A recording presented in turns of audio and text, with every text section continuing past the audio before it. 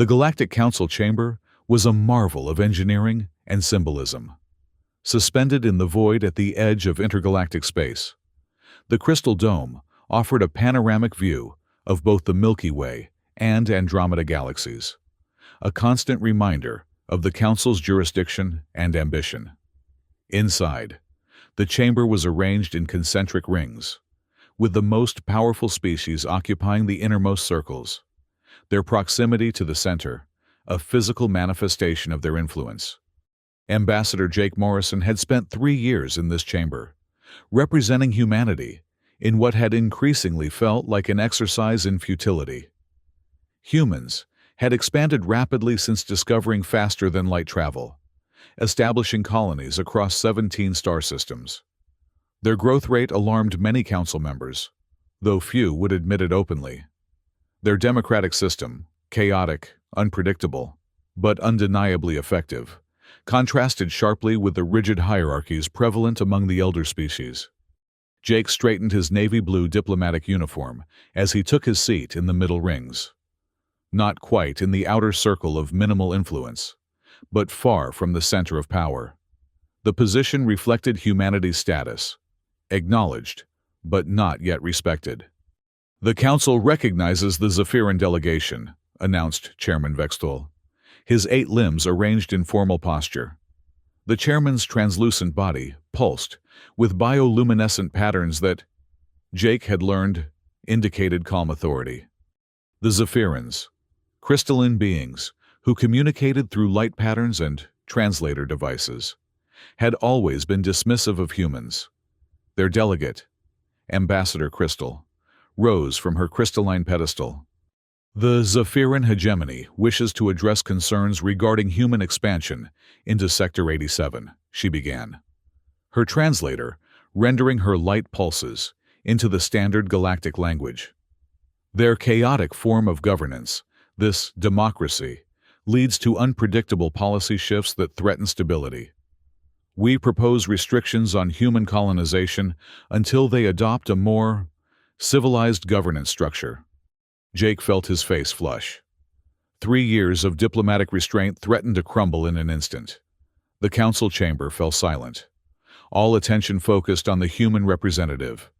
Even the Drari delegation, usually disinterested in anything beyond military matters, turned their armored bodies toward him. "The human delegation wishes to respond," Jake said, his voice steady despite the anger building inside him. Chairman Vextol nodded, granting permission. Jake stood, hands clasped behind his back. "The Zephyran proposal is noted. Humanity acknowledges the Council's concerns." He paused, looking around the chamber. "And in response, I am authorized to inform the Council that, as of this moment, humanity is severing all diplomatic relations with the Galactic Council and its member species." The translator devices throughout the chamber struggled to keep up as dozens of delegates began speaking at once. Some stood. Others emitted warning lights or pheromones. "Order!" demanded Chairman Vextol, his body flashing angry red patterns. "Ambassador Morrison, surely you cannot be serious. The implications are precisely why we're taking this action," Jake interrupted. "Protocol forgotten." For 3 years, humanity has attempted to integrate with the Council system.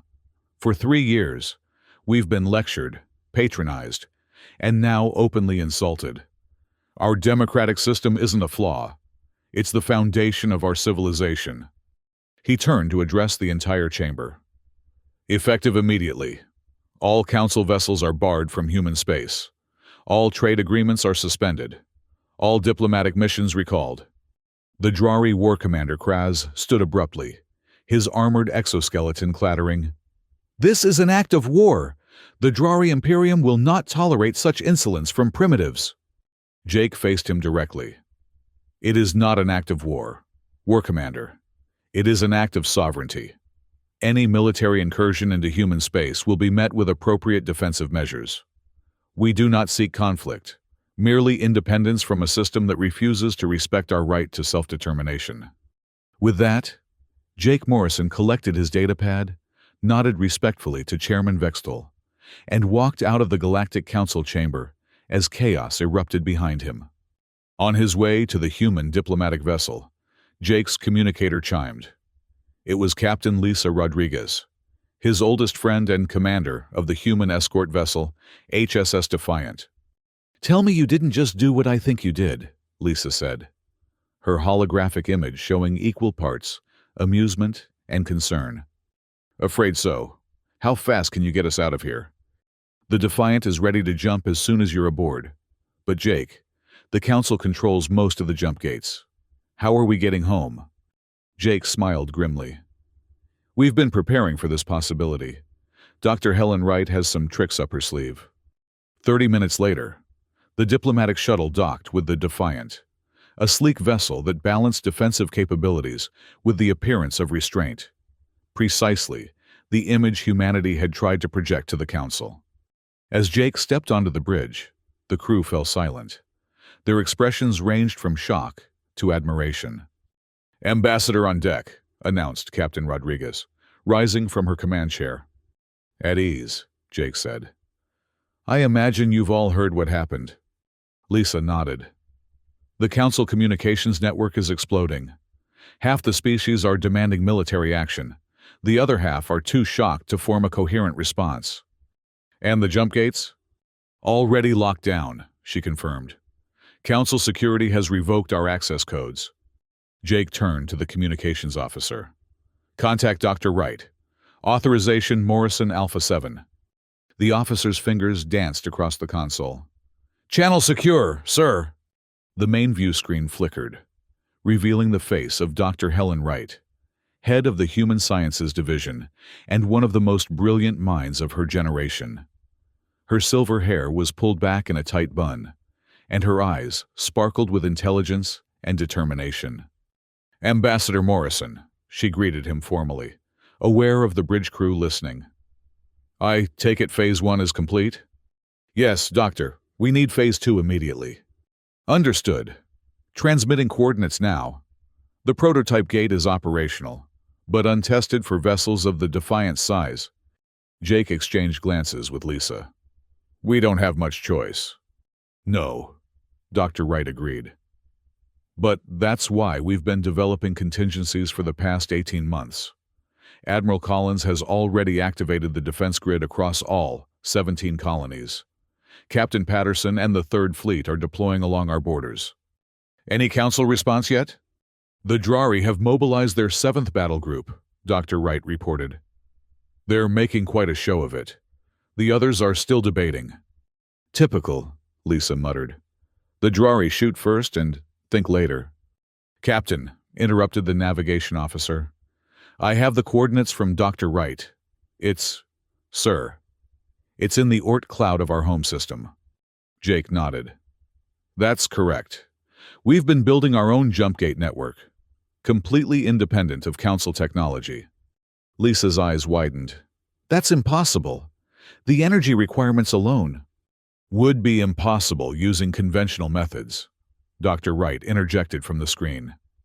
"But Dr. Carl Johnson's breakthrough in quantum folding changed the equation. We've been working on this since our first contact with the Council revealed their controlling nature." Jake turned to Lisa. "Captain, take us home." "Aye, sir." She returned to her command chair. "Helm, set course for the coordinates. Maximum speed." The Defiant's engines hummed as the ship accelerated away from the Council station. On the view screen, they could see Council security vessels scrambling, but none moved to intercept them directly. "They're confused," Lisa observed. "Good. That buys us time." Jake nodded, watching the stars streak by as the Defiant entered FTL. "Time is exactly what we need." The journey to the hidden gate took 17 hours. 17 hours during which the Galactic Council descended into chaos. Reports flooded in from human informants who remained embedded throughout Council space. The Zephyrans demanded immediate military action. The Drari had already dispatched their fleet. The more moderate species called for negotiation, while others began quietly calculating how human withdrawal would affect their economies. When the Defiant arrived at the coordinates, They found what appeared to be nothing more than a small research station. "Where's the gate?" Lisa asked, peering at the view screen. Dr. Carl Johnson's voice came over the communication system. "Captain Rodriguez, Ambassador Morrison, welcome home." "Dr. Johnson," Jake greeted, "is the gate operational?" "It is," the scientist replied, "though you can't see it because it doesn't exist until activated." Lisa frowned. "I don't understand." "Conventional jump gates create a stable wormhole between two fixed points," Dr. Johnson explained. "Our technology creates temporary quantum corridors that collapse immediately after use, leaving no trace. Meaning the Council can't track us," Jake concluded. "Precisely. Stand by for activation." The view screen showed empty space for a moment. Then a shimmer appeared, like heat rising from pavement on a summer day. The distortion grew, expanding into a swirling vortex of blue-white energy. "That's our gate?" Lisa asked, incredulous. "That's our future," Jake replied. "Take us through, Captain." The Defiant approached the anomaly cautiously. As they entered, the ship shuddered slightly, then accelerated through the quantum corridor. For 3 seconds, reality seemed to blur around them, and then they emerged in Earth orbit. "Transit complete," reported the navigation officer, sounding relieved. "We're home, sir." Jake felt a weight lift from his shoulders. "Dr. Johnson, collapse the gate." "Already done, Ambassador. No trace remains." "Excellent. Now we move to Phase 3. Phase 3 began with a systemic lockdown of all human territories. The 17 colony worlds activated their defensive grids, technology that the Council had been told was simple planetary weather control systems. In reality, they were advanced shield generators and weapons platforms, developed in secret by Dr. Helen Wright's team. Admiral Pete Collins, commander of the Human Defense Fleet, coordinated the deployment from his flagship, the HSS Invictus.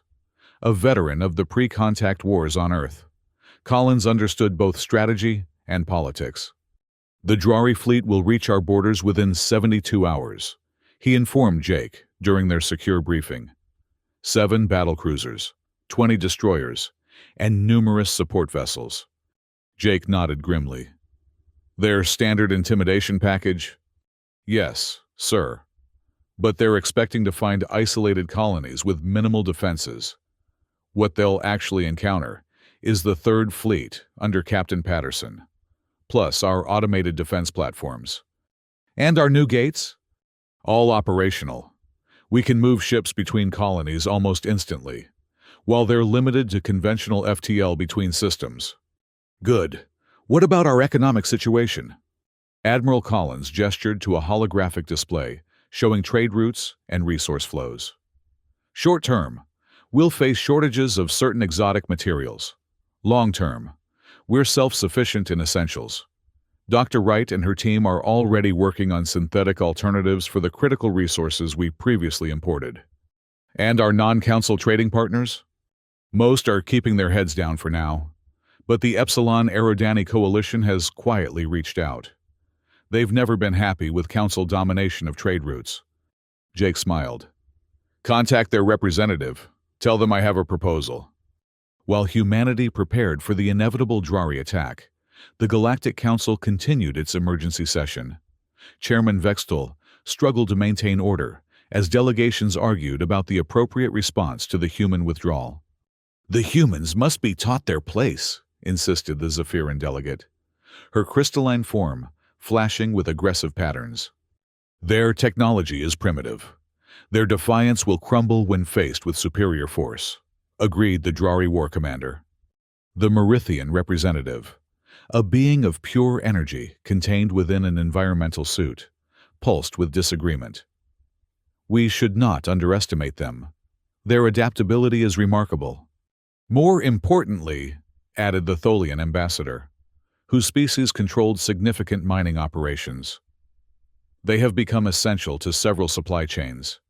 The Vega colonies rely on human agricultural exports. The Proxima shipyards use human computer systems." This gave the council pause.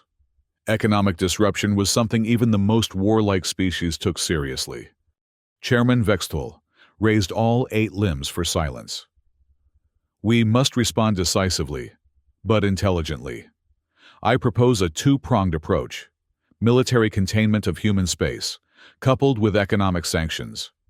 We will demonstrate that life outside the Council is unsustainable.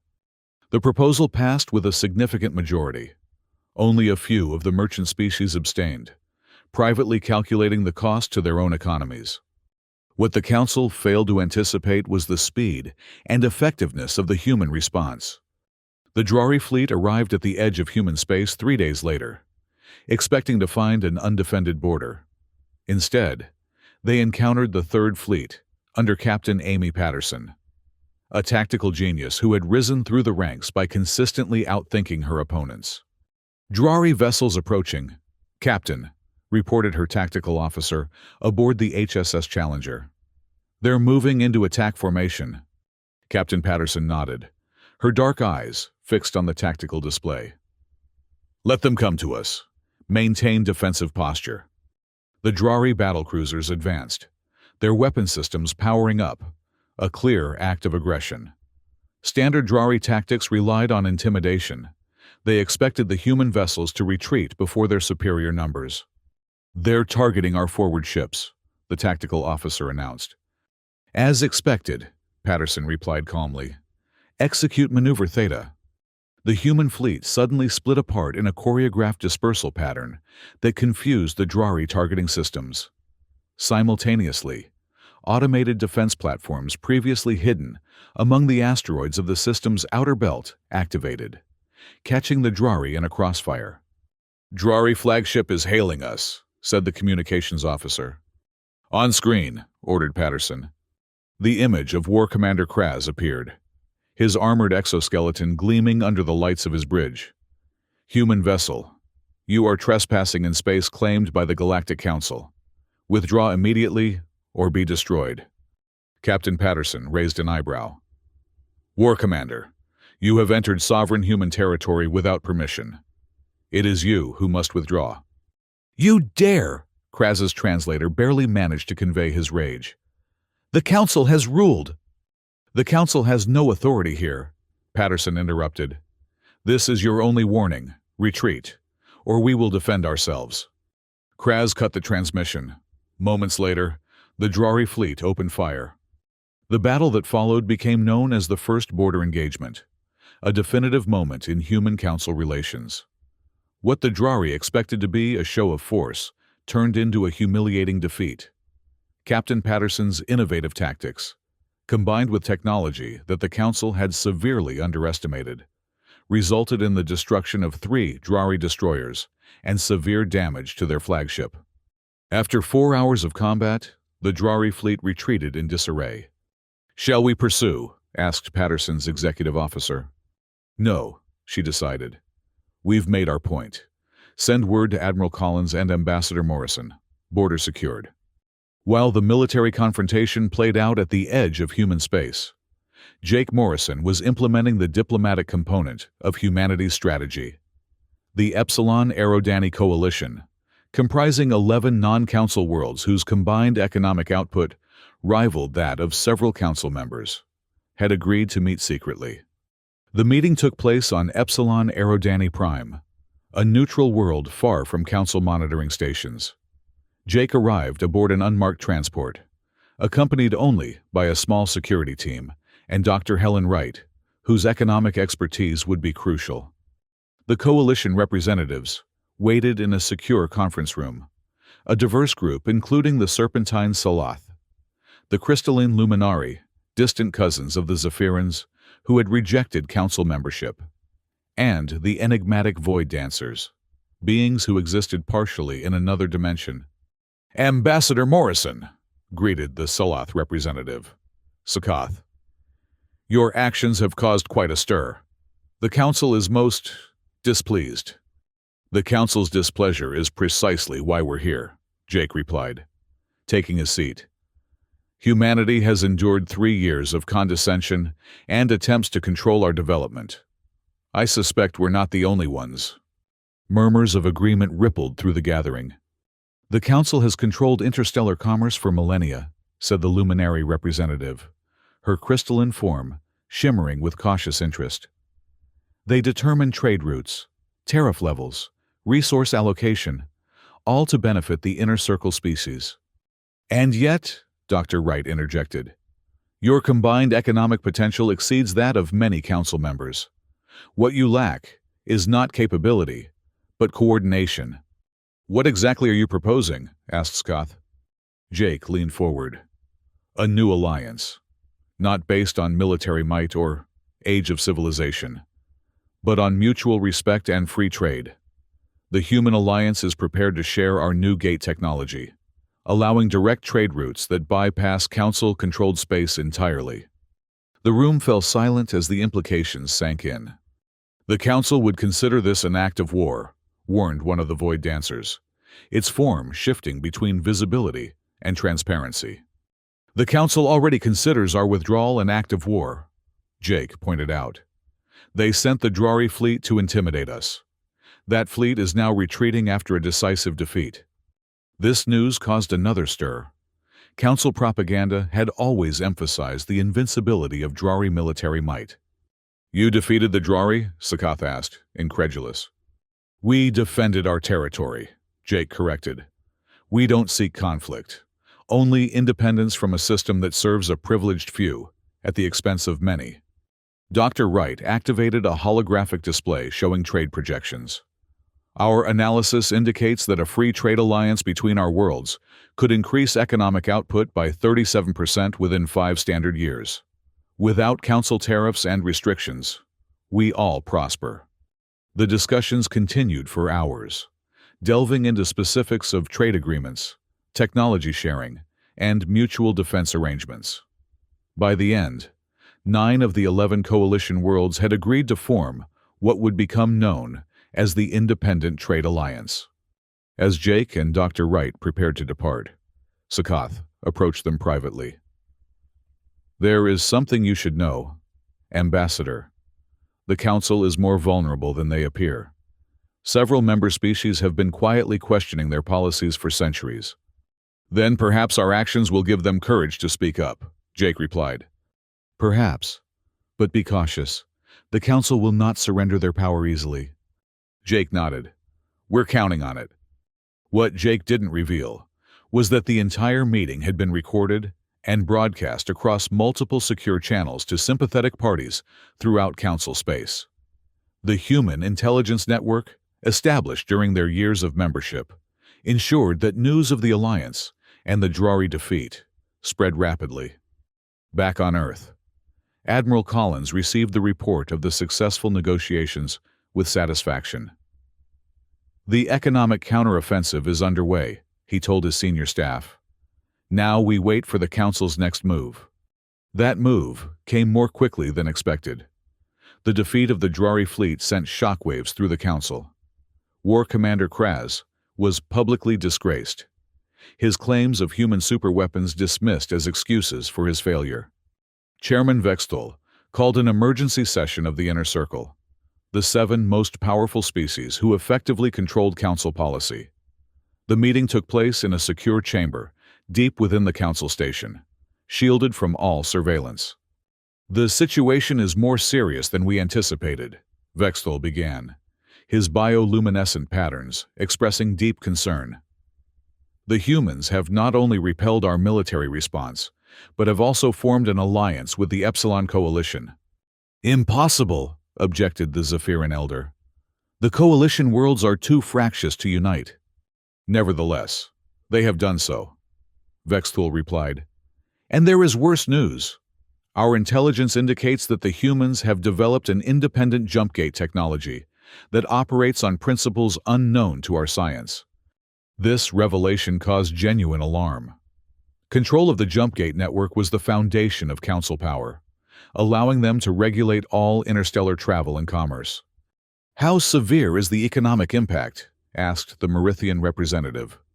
"Initial projections suggest a 12% decline in Council commerce within the first standard year," Vextol reported. "However, if other worlds follow the human example, That figure could rise to 30% or higher. Unacceptable, hissed the Drari Supreme Commander, who had replaced the disgraced Kraz. We must crush this rebellion with overwhelming force. Our military options are limited, countered Vextol. The Drari fleet's defeat has revealed unexpected human capabilities. A full-scale war would be costly and potentially unwinnable. Then we must isolate them, suggested the Tholian representative. Cut off their remaining trade routes. Pressure neutral worlds to avoid contact. Already in progress, Vextol confirmed. But we must also address the internal threat. Several council members have expressed sympathy with the human position. The Proxima Centauri delegation has even suggested revisiting our governance structure. The inner circle exchanged concerned glances. For millennia, they had maintained the illusion of democratic consensus, while the inner circle made all meaningful decisions. We cannot allow this precedent to stand, declared the Zephyran elder. If the humans succeed in their defiance, others will follow. Agreed, said Vextol. I propose a special committee to develop a comprehensive response. All options must be considered: diplomatic, economic, and, if necessary, military. The measure passed unanimously. What none of them realized was that the secure chamber wasn't as secure as they believed. Human technology had advanced in ways the Council had never imagined, and every word was being transmitted to Jake Morrison. 6 months into what historians would later call the Independence Crisis, the balance of power had shifted dramatically. The Council's attempt to isolate humanity had backfired as more worlds joined the Independent Trade Alliance. The alliance now included 23 systems, with trade routes protected by a combination of human defense fleets and the new quantum gate network that allowed instantaneous travel between member worlds. The economic impact on the Council was severe.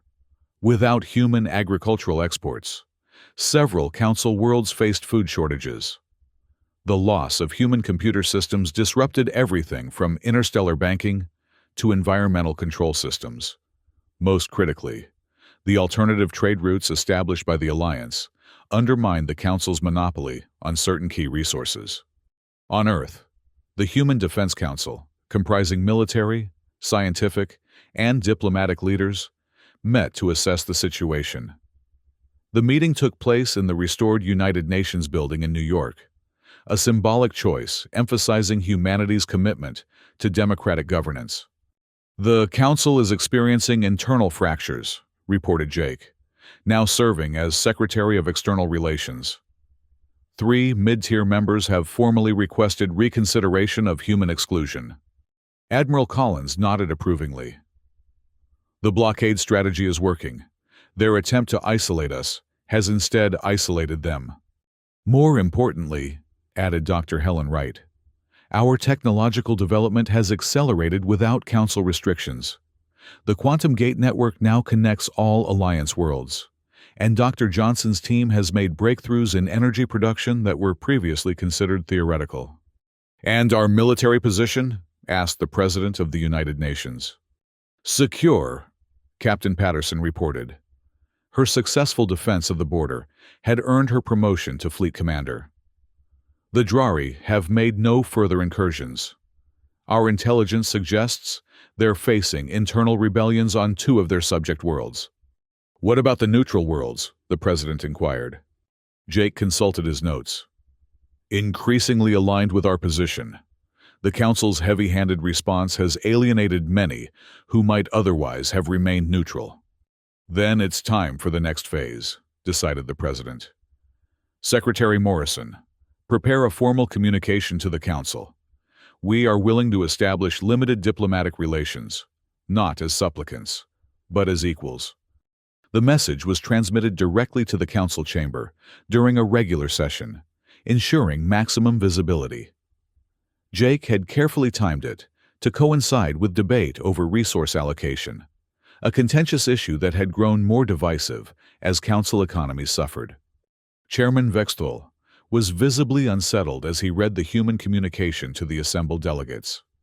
The offer was reasonable, moderate, and, most dangerously for the Council leadership, appealing to many of the middle and outer ring species who had borne the brunt of the economic disruption. "The Inner Circle will consider this proposal in private session," Vexthul announced, attempting to regain control of the narrative. "Point of order," interrupted the Proxima Centauri delegate, rising from his seat. "This matter affects all council members. I move that discussion take place in open session, with all delegates participating." Murmurs of agreement spread through the chamber. The Proximan proposal would have been unthinkable a year earlier, a direct challenge to Inner Circle authority. "The chair recognizes the procedural validity of the motion," Vexthul conceded reluctantly. "We will vote on whether to discuss the human proposal in open session." The vote passed by a narrow margin, sending shockwaves through the council leadership. For the first time in living memory, the Inner Circle had lost a procedural vote. The debate that followed revealed deep divisions within the council. The elder species, accustomed to dominance, argued for continued isolation of humanity.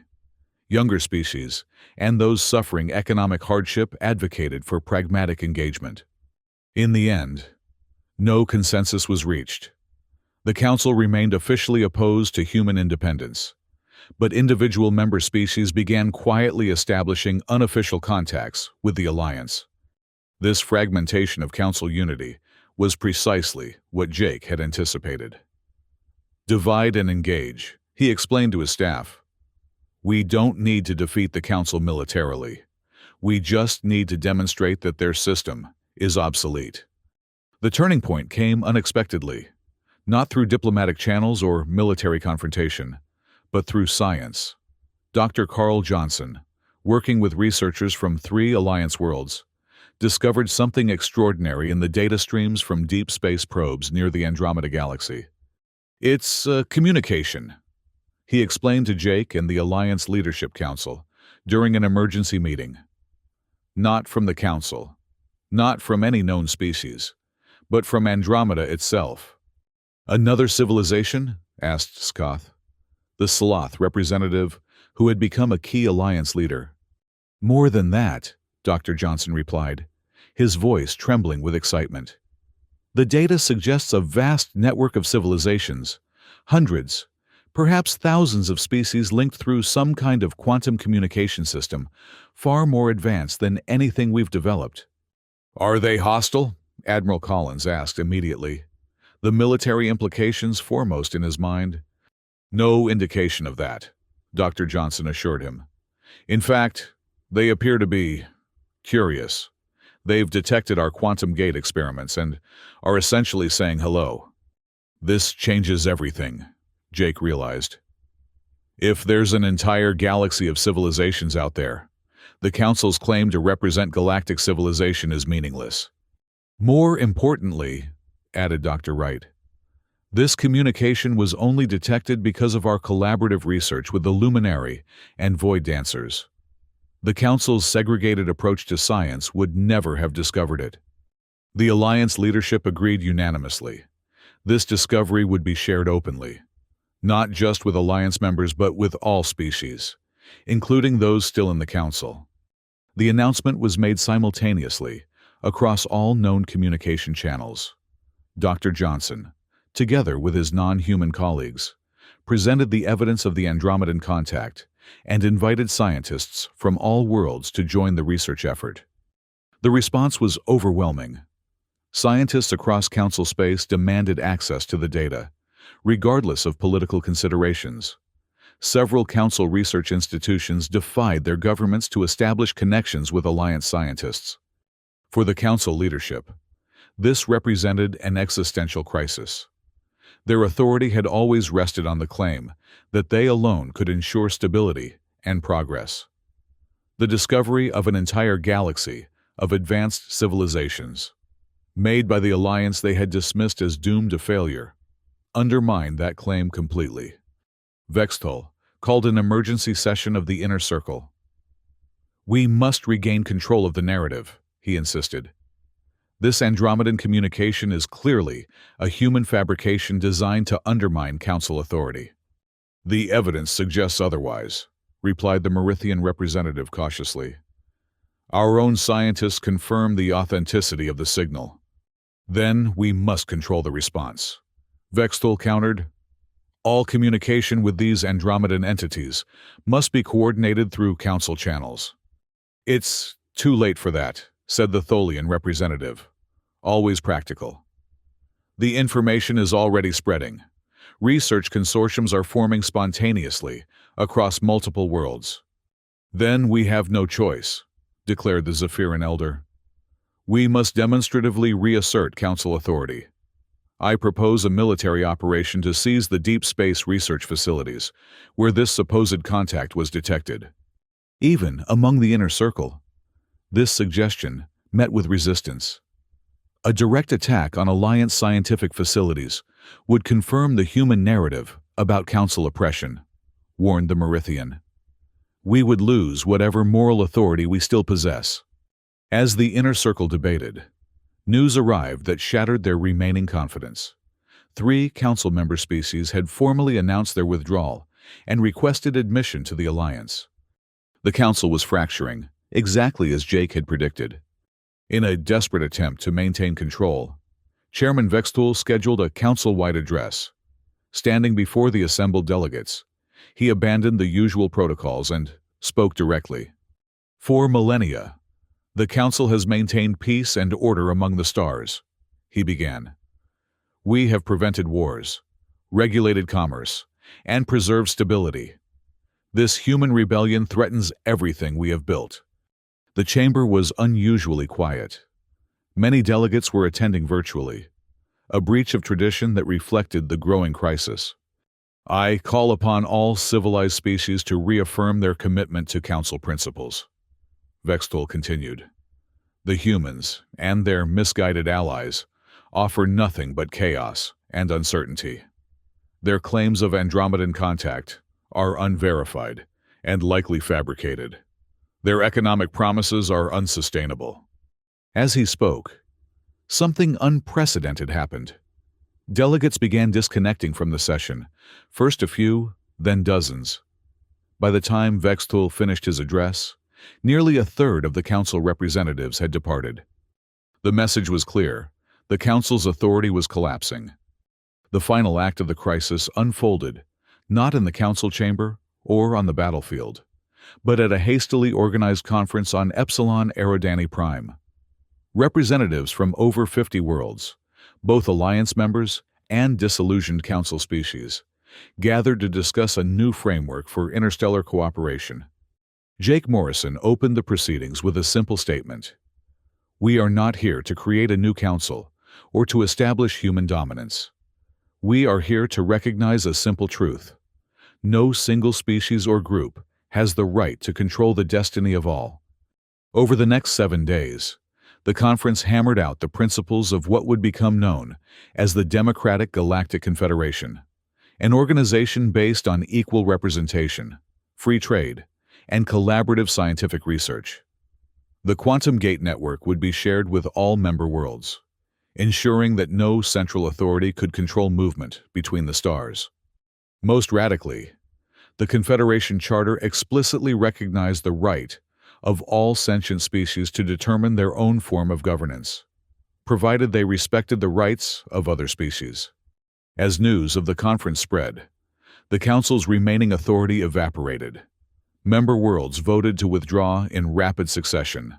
Within 30 days, the once mighty Galactic Council had been reduced to just 9 member species, the original Inner Circle and their closest allies. Chairman Vextul, recognizing the inevitable, made one final address to the nearly empty council chamber. For 10,000 years, we have guided the development of galactic civilization. History will judge whether what replaces us brings greater wisdom or merely greater chaos.